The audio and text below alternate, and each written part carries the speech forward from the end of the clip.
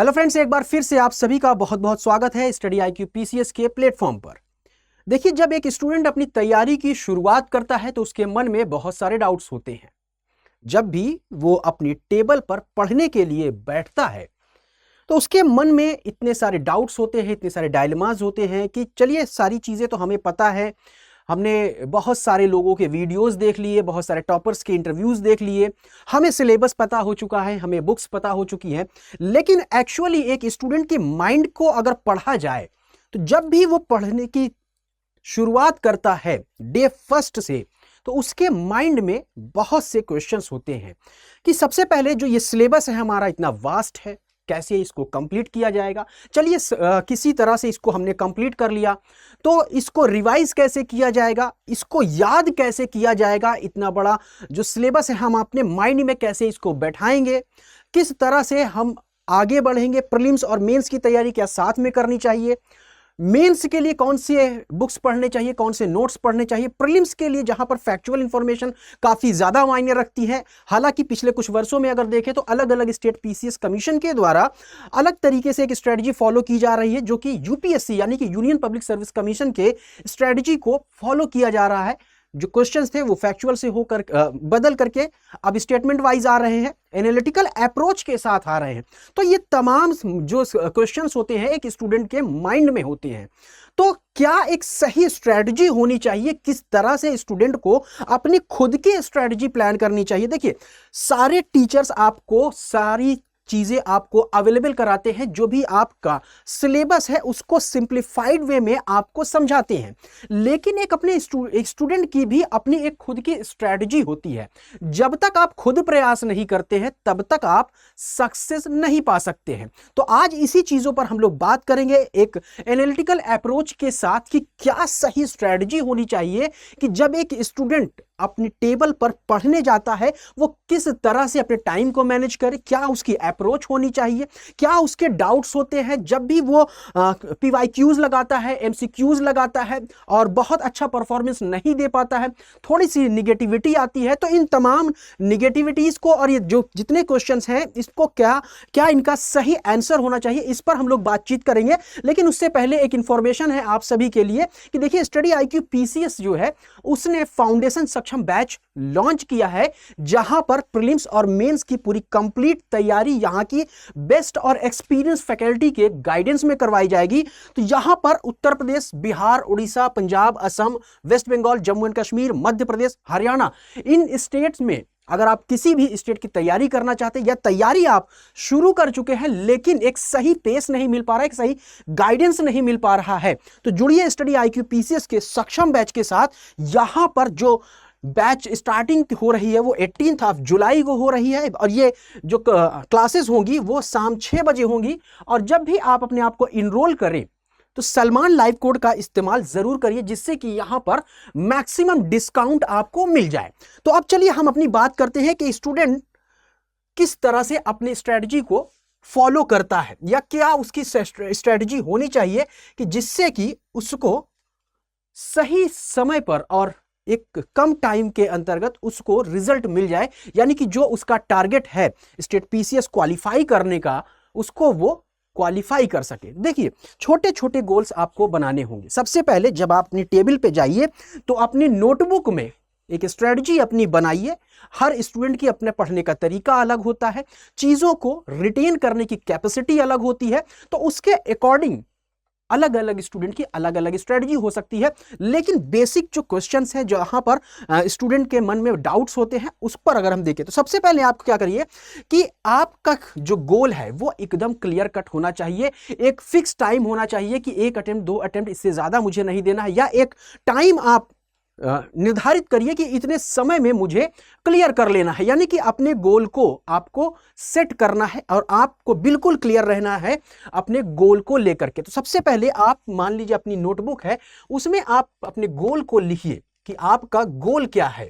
एकदम clear cut होना चाहिए, मन में ये नहीं होना चाहिए कि मुझे ये एग्जाम भी देना है, मुझे ये भी पढ़ना है, मुझे ये एग्जाम भी देना है। देखिए, एक नाव पर पैर रखकर चलेंगे या एक नाव पर सवार होकर चलेंगे ना तो आप जरूर पार हो जाएंगे, लेकिन 2 नाव पे या उससे ज्यादा नाव पे पैर रखेंगे तो डूबने की संभावना ज्यादा होती है। तो कहने का यही मतलब है कि आपका गोल क्लियर होना चाहिए कि आप किस एग्जाम की प्रिपरेशन कर रहे हैं और उस एग्जाम के प्रति ही आपको कमिटेड होकर के तैयारी करनी है।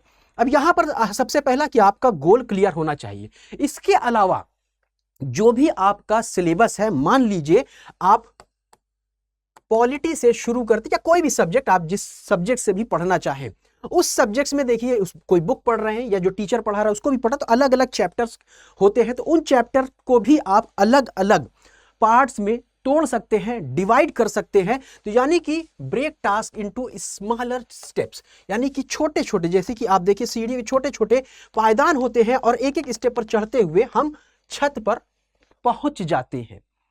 ठीक है, तो छोटे छोटे स्मॉलर स्टेप्स के रूप में मान लीजिए कि आप यहां पर चैप्टर पॉलिटी के अंतर्गत फंडामेंटल राइट्स पढ़ रहे हैं। अब फंडामेंटल राइट्स में भी अगर देखें तो बेसिकली आर्टिकल 14 से स्टार्ट होता है। ठीक, तो यहां पर बहुत सारे टॉपिक्स आपको मिलेंगे फंडामेंटल राइट्स में। एक तो पहला ये हो गया कि फंडामेंटल राइट्स हमें पढ़ना है, पहली चीज। दूसरा आपका टारगेट क्या हो सकता है, आप बता सकते हैं कि फंडामेंटल राइट्स के बाद जो अगला हम पढ़ते हैं, directive principle of state policy जो हम पढ़ते हैं उसको पढ़ लिया। अब आप दोनों में कंपैरिजन करेंगे। ठीक है, कंपैरिजन। ठीक है, तो इस तरह से आप अपने स्टेप्स को ले सकते हैं कि पहले हमने फंडामेंटल राइट्स पढ़ना है, फिर हमने directive principle of state policy पढ़ना है। ठीक है, इसके बाद इन दोनों का कंपैरिजन करना है। आपने इतना कर लिया, इतना करने के बाद अब आप इस पर आए हुए जितने भी प्रीलिम्स के क्वेश्चंस हैं उनको सॉल्व करेंगे, यानी पीवाईक्यूज जो कि रिलेटेड होंगे फंडामेंटल राइट्स से और directive principle of state policy से। ठीक है, दोनों के तुलनात्मक रूप से और अलग अलग क्या क्वेश्चंस हैं उनको आप करेंगे। इसके बाद इससे रिलेटेड मेंस में क्या क्वेश्चन आए हैं उसको भी आप लिखने की कोशिश करेंगे। तो कुल मिलाकर के आपने अपने सिलेबस को या अपने जिस सब्जेक्ट्स को पढ़ रहे हैं छोटे छोटे स्मॉलर पार्ट्स में तोड़ दिया। तो ये आपकी दूसरा पॉइंट होना चाहिए। इसके बाद ध्यान रखिए कि आप एक टाइम टेबल बनाएंगे कि आप डेली जो भी जितने आप पढ़ सकते हैं। देखिए 6 से 8 घंटे तो आपसे एक्सपेक्टेशन की जाती है कि अगर आप एसडीएम बनना चाहते हैं, डिप्टी एसपी बनना चाहते हैं, स्टेट पीसीएस की एग्जाम को क्वालिफाई करना चाहते हैं, कहने का मतलब यह है कि आपकी मंजिल या आपका जो टारगेट है, आपका ऑब्जेक्टिव जो है जितना बड़ा होगा वो उतना ही आपसे सैक्रिफाइस मांगता है। तो एक स्टेट पीसीएस के एस्पायरेंट से इतना एक्सपेक्टेशन होती है कि वो 6 से 8 घंटे डेली पढ़ेगा। तो कंसिस्टेंट तरीके से आपको डेली पढ़ना है, गैप नहीं देना है, तो कंसिस्टेंसी होनी चाहिए। इसके लिए आपको शेड्यूल बनाना है कि हम कितने घंटे सुबह पढ़ेंगे, कितने घंटे शाम को पढ़ेंगे, कितने घंटे दोपहर को पढ़ेंगे, और जब हम पढ़ रहे होंगे अलग अलग सेगमेंट वाइज से, तो हम कौन सा सब्जेक्ट किस वक्त पढ़ेंगे। तो एक शेड्यूल आपका जरूर होना चाहिए। अगर आप इसे फॉलो करते हैं तो आप कुछ ही दिन में देखेंगे आपकी तैयारी बहुत ही बेहतर तरीके से बढ़ रही है और आपका जो कॉन्फिडेंस लेवल होगा वो इतनी तेजी से बूस्टअप होगा कि आप अपने सक्सेस को लेकर इंश्योर होने लगेंगे। ध्यान रखिए कि सारी चीजें यहां पर एक कंसिस्टेंसी के अकॉर्डिंग होनी चाहिए। अगला इसमें प्रायोरिटाइज एंड एलिमिनेट डिस्ट्रैक्शन। आपकी प्रायोरिटी क्या है? तो पहली प्रायोरिटी आपकी होगी कि आपका जो ऑब्जेक्टिव है, जो आपका एम है, जो आपका टारगेट है, उसे अचीव करना, और उसको अचीव करने में कौन कौन से हर्डल हैं, कौन कौन से ऐसी चीजें हैं जो डिस्ट्रैक्शन का काम करते हैं, उनको एलिमिनेट कर देना है। आजकल के एस्पायरेंट्स में ही क्या देखें, लगभग सभी लोगों में एक टेंडेंसी देखी जा रही है कि मोबाइल में रील देखते हुए, ठीक है, और वो 1-1 मिनट की होती है और उसको स्क्रॉल करते करते कितना टाइम बीत जाता है पता ही नहीं चलता है। तो इन तमाम डिस्ट्रैक्शन से आपको अपने आप को अलग रखना है। तो अपनी प्रायोरिटीज को आपको पहचानना है और कौन कौन से ऐसी डिस्ट्रक्टिव चीजें हैं, डिस्ट्रैक्शंस हैं, जिनको आपको एलिमिनेट करना है, अपने आप को उनसे दूर रखना है। Use time management techniques. इसके लिए बेहतर तरीके से आप देखिए कि जब आप मेंस के आंसर राइटिंग लिख रहे हो, जब क्वेश्चंस लिख रहे हो, तो उसमें वर्ड लिमिट होती है। तो आप टाइम फ्रेम के साथ, यानी कि आप या टाइमर सेट कर लीजिए और मान लीजिए 250 वर्ड के क्वेश्चन आपको लिखना है, तो अमूमन एक टाइम सेट करिए कि इतने समय में मुझे आंसर लिखना है, ठीक है, जिससे कि आपकी जो राइटिंग स्पीड है वो भी थोड़ा सा बूस्टअप हो सकेगी और आपके जो माइंड की सोचने की क्षमता है वो भी बढ़ेगी। क्योंकि एग्जाम में जब आप बैठते हैं तो वहां पर आपके पास बहुत ज़्यादा टाइम नहीं होती है। बहुत जो पेपर होते हैं मेंस के, ठीक है, उसमें आपको बहुत लिखना होता है, स्पीड के साथ लिखना होता है, तो इतना दिमाग नहीं लगाना होता वहां पर कि चीज़ों को आप फ्रेमिंग करें। क्वेश्चन आपने देखा, आपने उसको पकड़ा, जज किया, और आपके मन में पूरी की पूरी फ्रेमिंग होनी जानी चाहिए आंसर की कि मुझे किस तरह से लिखना है, यानी फ्रेम करने की जो पूरी की पूरी बॉडी है, ठीक है, कैसे इंट्रोडक्शन करना है, कैसे हमें लास्ट में उसका क्या कहते हैं कंक्लूजन लिखना है, और बीच में किन किन पॉइंट्स को हमें इंक्लूड करना है, ये सारी चीजें तभी आप वहां पर फिट तरीके से, सही तरीके से, सही समय पे लिख पाएंगे जब आपकी प्रैक्टिस काफी ज्यादा हो चुकी होगी। इसके लिए आप टाइमर इस्तेमाल करके अपने आंसर लिखने की शुरुआत कर दीजिए और डेली लिखिए। इसके बाद अपनी सक्सेस को विजुअलाइज करिए और इसके कंसिक्वेंसेस, यानी कि इतना करने के बाद आप कितनी तरीके से सक्सेस हैं, यानी कि जब भी जो चैप्टर आपने पढ़ लिया है, जो सब्जेक्ट पढ़ लिया है, उसके पीवाईक्यूज लगा लिए, एमसीक्यूज लगा लिए, अब कितना आप वहां पर कितने क्वेश्चन आउट ऑफ 100 कर रहे हैं, आपकी एक्यूरेसी कितनी है, और इसके अलावा मेंस के राइटिंग जो आप लिख रहे हैं, ऐसे आप जो लिख रहे हैं वो कितना सही है, तो उसको भी आप आपके सीनियर्स या जो भी टीचर्स हैं जिनके गाइडेंस में आप पढ़ रहे हैं, उनके इवैल्यूएशन के आधार पर देख सकते हैं कि कहां पर आप अभी लैग कर रहे हैं। तो उस यानी कि जो कंसिक्वेंसेस आए, जहां पर भी आपकी कमी दिख रही है, उन पॉइंट्स को आप नोट करके लिखिए और उन पॉइंट्स पर फोकस करना शुरू कर दीजिए, यानी जहां पर कमी रह गई है उस पर आपको फोकस करना है।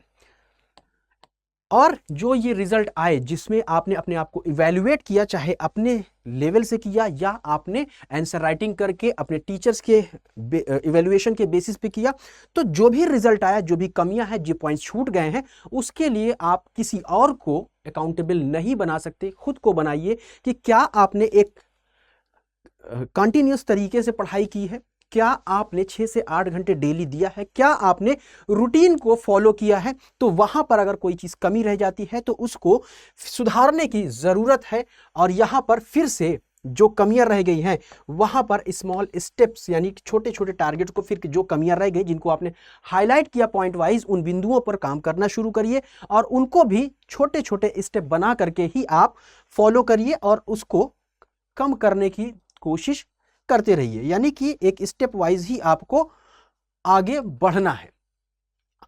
और ध्यान रखिए कि बहुत से स्टूडेंट होते हैं कि एक बार प्रीलिम्स नहीं हुआ, मेंस नहीं हुआ तो डीमोटिवेट हो जाते हैं। तो डीमोटिवेट नहीं होना है, आपको अपनी गलतियों से सीखना है।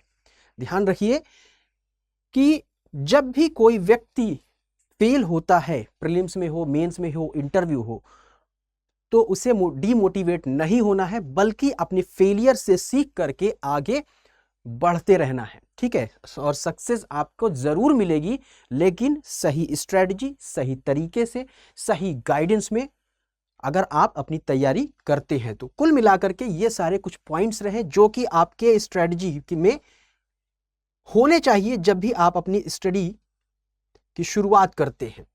अब यहां पर देखिए कि मैंने एक बात कही थी कि फाउंडेशन सक्षम बैच जो है स्टडी IQ PCS के द्वारा लॉन्च किया गया है।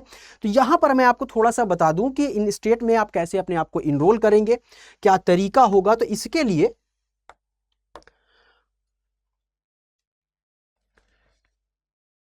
आप यहां पर studiiq.com पे चले जाइए। यहां पर जैसे ही आप स्टडी IQ पर जाएंगे, यहां पर आप थोड़ा सा जैसे ही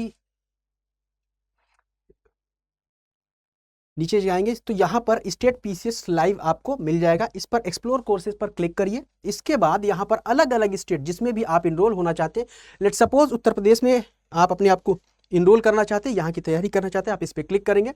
यहाँ पर आपको इस तरह से एक पॉपअप खुल करके आएगा, एक विंडो खुल के आएगी। तो यहाँ पर बाय नाउ पर आप जाइए। इसके बाद यहाँ पर आपको जैसे कि यहाँ पर इंटर मांग रहा है कि अपना फ़ोन नंबर डालेंगे, तो एक कोड आएगा, आप उस पर क्लिक करिए। उसके बाद यहाँ पर 4 ऑप्शन होंगे कोड के, तो वहां पर एक कोड का इस्तेमाल करिए आप। सलमान लाइव का, जिससे कि आपको यहां पर मैक्सिमम डिस्काउंट मिल जाएगा। अब जैसे ही आप अपने आप को इनरोल करते हैं स्टडी IQ PCS के साथ किसी भी स्टेट के कोर्स में, तो आपको एक पर्सनल मेंटोर अलॉट कर दिया जाएगा।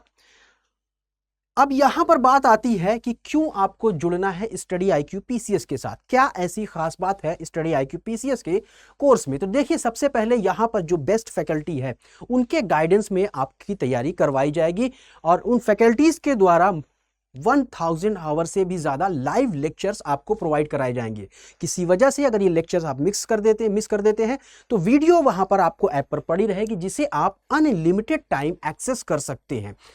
लाइव लेक्चर्स के बाद आपको हिंदी और इंग्लिश दोनों ही मीडियम में क्रक्स नोट्स आपको अवेलेबल करवा दिया जाएगा। इसके बाद यहां पर 1-to-1 मेंटरशिप, मैंने आपको पहले ही बताया कि एक पर्सनल मेंटोर आपको दिया जाएगा, जिससे कि आपके जो भी डाउट्स हैं, इसके अलावा कोई आपके एजुकेशन से रिलेटेड, आपके सिलेबस से रिलेटेड कोई डाउट्स है तो आप मेंटोर से हेल्प ले सकते हैं, वो आपको हर स्टेप पे गाइड करेंगे। इसके अलावा हैंड रिटन नोट्स मिलेंगे क्विक रिवीजन के लिए, स्पेशल फोकस, जैसे कि ये चूंकि मैं उत्तर प्रदेश की बात कर रहा हूं, अलग अलग स्टेट में स्टेट स्पेसिफिक क्वेश्चंस पूछे जाते हैं प्रीलिम्स और मेंस दोनों लेवल पर।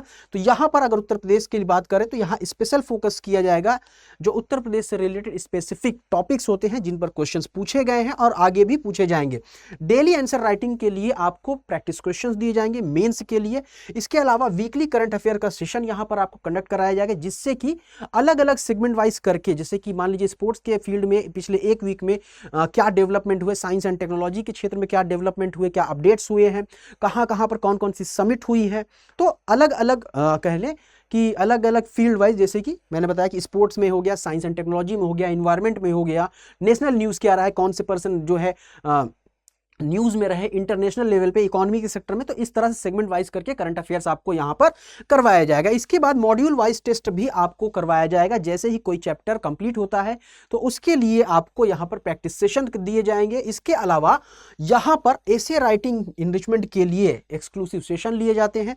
साथ ही comprehensive coverage of CSAT, Uttar Pradesh की अगर बात करें, यूपी पीसीएस की अगर बात करें, तो वहां पर प्रीलिम्स में 2 पेपर होते हैं, जनरल स्टडीज 1, जनरल स्टडीज 2। तो जनरल स्टडीज 2 पेपर जो होता है, जिसे हम सिविल सर्विसेज एप्टीट्यूड टेस्ट कहते हैं, हाल फिलहाल के वर्षों में अगर देखें तो बहुत से ऐसे स्टूडेंट हैं जो कि जनरल स्टडीज पेपर 2 यानी कि सी सेट वाले पेपर में फेल हो गए हैं, जबकि ये एक सिर्फ क्वालिफाइंग है। तो स्पेशल यहाँ पर कवरेज दिया जाएगा, क्योंकि ऐसा कई बार देखा गया कि बहुत से स्टूडेंट इसमें लैग कर रहे हैं। इसके अलावा स्पेशल फोकस ऑन हिंदी, साथ ही प्रीलिम्स की टेस्ट सीरीज करवाई जाएगी आपको, जो कि फुल लेंथ टेस्ट सीरीज होगी। इसके अलावा सेक्शनल टेस्ट सीरीज भी आपको यहाँ पर यहाँ की फैकल्टी के द्वारा करवाया जाएगा। तो ये कुछ ऐसी खास बातें रही जो कि स्टडी आईक्यू पीसीएस को बनाती है अदर इंस्टीट्यूशन से काफी बेहतर, और ना केवल बेहतर बनाती है बल्कि एग्जाम ओरिएंटेड स्टडी के साथ रिजल्ट ओरिएंटेड लीडिंग इंस्टीट्यूशन के रूप में स्टैब्लिश करता है। अगर आप देखें तो यहाँ के प्रीवियस स्टूडेंट्स की बात करें तो बहुत ही अच्छा रिजल्ट दिया है इनके द्वारा। तो बिल्कुल भी देर करने की जरूरत नहीं है, जुड़ने की जरूरत है स्टडी आईक्यू पीसीएस के फाउंडेशन सक्षम बैच के, जिसमें कि प्रीलिम्स और मेंस की पूरी कंप्लीट तैयारी आप सभी को करवाई जाएगी यहाँ की बेस्ट और एक्सपीरियंस फैकल्टी के गाइडेंस में। तो जुड़िए स्टडी आईक्यू पीसीएस के साथ। ध्यान रखिए कि यहाँ पर जो बैच स्टार्ट हो रहा है 18 जुलाई को हो रहा है, तो फटाफट से जुड़ जाइए स्टडी आईक्यू पीसीएस के साथ, क्योंकि अगर देखें उत्तर प्रदेश और बिहार की बात करें तो प्रीलिम्स की जो डेट है वो धीरे धीरे नजदीक आती चली जा रही, बहुत ही कम समय बचा हुआ है। तो आप जुड़ सकते हैं स्टडी आईक्यू पीसीएस के साथ अपनी सक्सेस को इंश्योर करने के लिए। मिलते हैं अगली किसी वीडियो में, तब तक पढ़ते रहिए, आगे बढ़ते रहिए। जय हिंद, जय भारत।